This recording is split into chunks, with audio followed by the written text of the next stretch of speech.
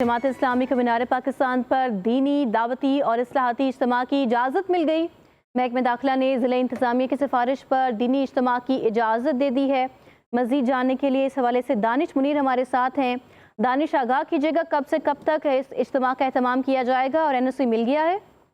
जी बिल्कुल, जमात इस्लामी को पंजाब हुकूमत की जानिब से 21 और से लेकर 23 नवंबर तक इनकी जानिब से दरख्वास्त दी गई थी, जिसमें ये मौक़िफ़ अपनाया गया था कि दीनी इस्लाही इज्तिमा के लिए NOC वो जारी किया जाए, जिस पर महकमा दाखिला पंजाब ने ज़िली इंतज़ामिया की सिफारिश पर दफ़ा 144 के नफाज में नमी कर दी गई है। ज़िली इंटेलिजेंस कमेटी ने दफ़ा 144 के मामले में मखसूस नमी की सिफारिश की थी, जिसको मंजूर करते हुए जमात इस्लामी को इजाज़त दे दी गई है। जारी मरासले के मुताबिक डिप्टी कमीशन दौर की सिफारिश पर दफ़ा 144 में मखसूस नमी का जो है फैसला किया गया है। मखसूस और महदूद इजाज़त को दफ़ा 144 के फरमाने का हिस्सा जो है वो बनाया गया है, जबकि इसी के साथ ज़िली इंतज़ामिया ने इस्लाही इज्तिमा के लिए 20 अक्टूबर को NOC जारी किया जाता है, जिसकी तौसीक की दरख्वास्त दे दी गई है। इसको मशरूत किया गया है। इन शराइत के मुताबिक इज्तिमा के इजाज़त सख्त शराइत और ज़वाबित के साथ जो है मशरूत करार दी गई है। मुंतज़मीन को ज़िली इंतज़ामिया की जारी करदा कवायद और ज़वाबित पर अमल दरामद करने का हुक्म दिया गया है। इज्तिमा की इजाज़त मुंतज़मीन के हलफनामे और जिम्मेदारी कबूल करने की बुनियाद पर जो है वो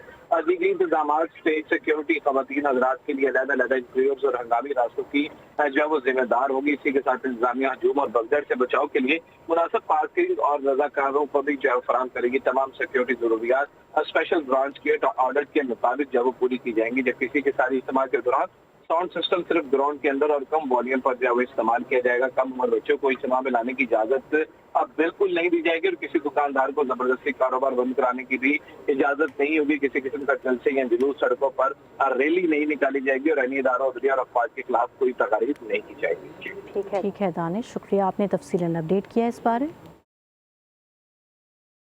जमात इस्लामी को मीनार पाकिस्तान पर दीनी, दावती और इस्लाहाती इज्तिमा की इजाज़त मिल गई।